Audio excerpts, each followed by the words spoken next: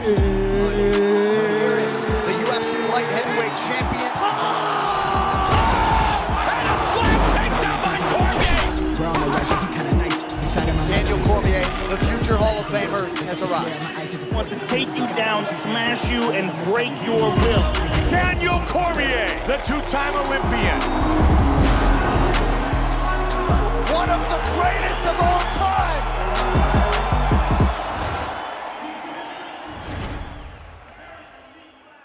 Y'all ready? Are you ready for this? Breathe down with it. Just a little bit. Save that energy. Could you please do the booger check? Because I got it. Ready? Yep. My goal when I came into martial arts was to be the best in the world, to be at the forefront of the battle. When you're the heavyweight champ, you're the baddest man on the planet. I will be the greatest of all time. I'm a world champ. And Stipe and I fought for that 3 times, over 3 years. I love this shit. Ain't nothing changing, and still. The first time, and honestly, that was probably the last time I felt great physically. Daniel Cormier trying to leave here with a piece of unprecedented UFC history. And at long last, the action begins right now. I felt like I was so much faster than Stipe. I figured we would strike early, and then late, I would start to really wear on him with my takedowns. But we never got there. Oh, he hurt him. History! UFC history! The reality is I picked up on something. He would drop his hands when he would break from the clinch. I was able to land the right hand that put him out. It was perfect.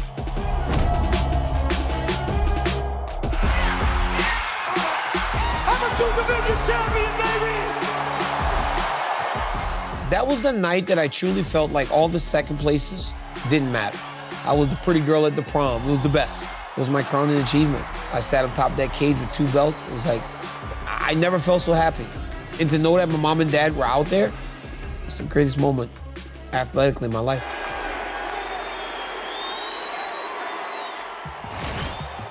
Gentlemen, we know the rules. Protect yourself at all times. Follow my instructions.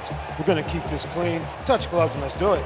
Going into the second fight, we get in there in Anaheim, I literally beat the shit out of him for 15 minutes. Ooh, big right hand by Daniel. Stipe's a tough guy. Stipe is a champion. And he made adjustments on the fly. He started digging to the body. Nice left to the body. So some tactical changes here for Miocic. Oh, again. He is digging. Those punches to the body to an already tired guy just really does zap the gas tank. And then my hand started to drop. He knows he's Oh! Those are... Oh, now right hand up top. Cormier in trouble. RDC in the world trouble. He is down. That's it. The reality is, and I've never told anybody this, but like, I was hurt, but I was so fatigued. I don't know what I would have done if I would have survived that round. I was just exhausted. I wasn't at my best. I really was not at my best. Like, every loss kills me, especially knowing that I had it. Up 3-0, if you can get to the final bell, you win the fight, you keep your belt, you can retire as the champion of the world. Cinderella ending, fairy tale. Every time I lost, though, left social media, pulled the curtains back, and just sulked and cried and tried to make sure that I did whatever it took to not happen again. Honestly, for a long time, I said, by 40, I'll be done. But then I lost to Stipe at 40, so I was like, well, gotta do the trilogy. The hard work came from my dad. I watched him work and work and work. All the while, my mom was cleaning houses. I watched them break their backs and never unhappy. So why can I, for the amount of money that you're paying me to do this, not show the same type of discipline? No rap. Get a call right after COVID starts, which is crazy, right? They're like, what do you think of August? Chop up with that hook when he goes back It was down. like, whatever day in August you guys want us to fight, I'll fight the guy. Let's go and finish this thing out. There you go. The night before the last fight, that's when I really took note that it's kind of coming to an end in the worst possible time. Because for as much as the people were there that I love, my kids weren't. My wife wasn't. My mom wasn't. My dad wasn't. There was just a lot of change around me, and I didn't like it. It was so odd because the Apex was completely empty, But get in there, and I'm thinking to myself, one more time, let's just do it. I felt prepared. I felt much better going into that third fight than I did in fight number 2. A lot of mutual competitive respect there. Act 3 is upon us. The fight starts pretty good. I win round 1 across the board. And the takedown. There's the high crotch that DC had tremendous success with. Second round starts. I'm winning round 2 even better than I won round 1. And as the round's ending, I hit him with a good combination. I tried to escape, and I was like, oh my goodness, I'm not getting away. And he's just throwing right hand after right hand after right hand, and he drops me. Cormier goes down, win the round. TK hits so hard. And I was hurt bad. Round 3, I get poked in the eye really bad. Yep, no doubt. Oh! And then I fought a beautiful round 4, won the round. Round 5, he went back to clinching me a lot. Potentially some valuable clinch control time here for Miocic. And that is it. Stipe Miocic and Daniel Cormier go the full 25-minute distance. He won that fight. Like, there is no controversy. There's no confusion. Stipe won that fight. That'll be it for me. You know, I've had a long run. It's been great. I mean, I just fought my last fight for a heavyweight championship, and it was a pretty good fight. So it was a great fight. You've been a great champion, and you will without a doubt go down in history as one of the greatest combat sports athletes of all time.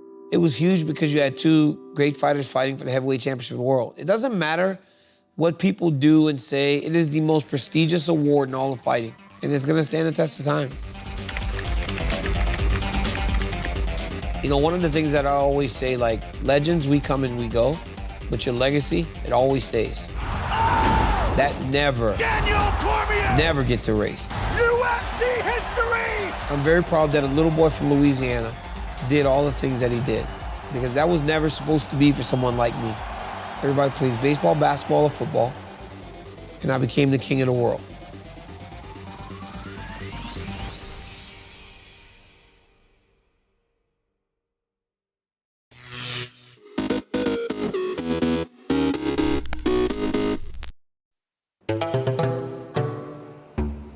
What I tend to look for when I go to places are things that are visually appealing. When you walk down the sand dunes here in St. Lucia, just thinking of the old shipwrecks or the explorers, the first thing they saw was these long beaches and impenetrable forest. They still look exactly the same. I can't imagine there are many places in the world where you can see tons of things in one day. I want to pinch my arm and say, this can't be true. I'm in the middle of this. I think the uniqueness is that it's diverse.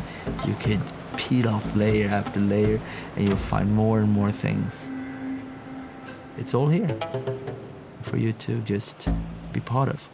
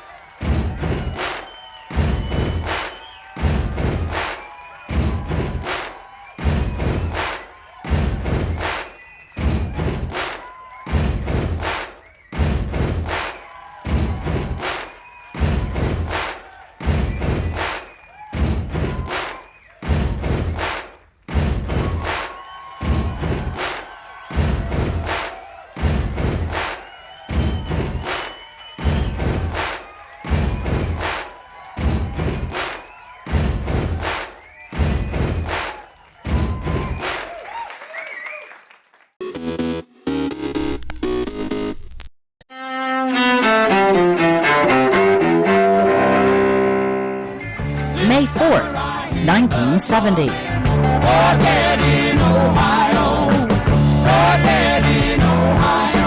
A protest against the Vietnam War turns deadly at Kent State University in Ohio.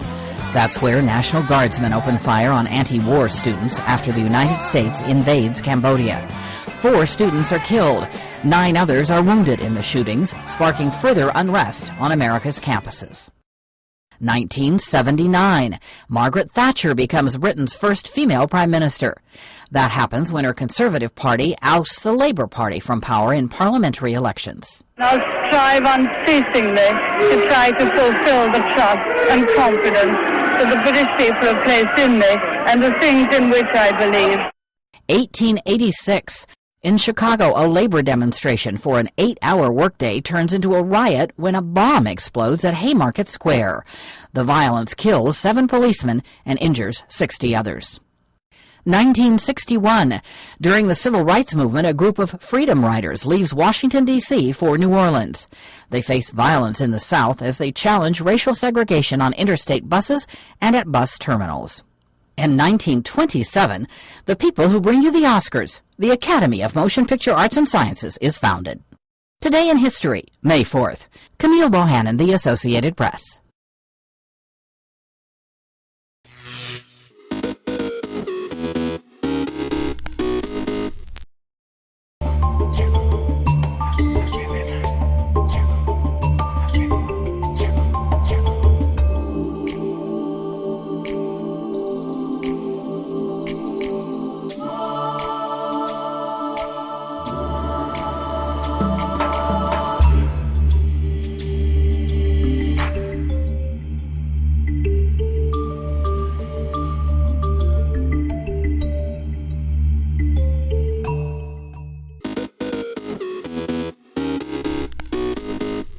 Welcome back in our studio, and in today's news,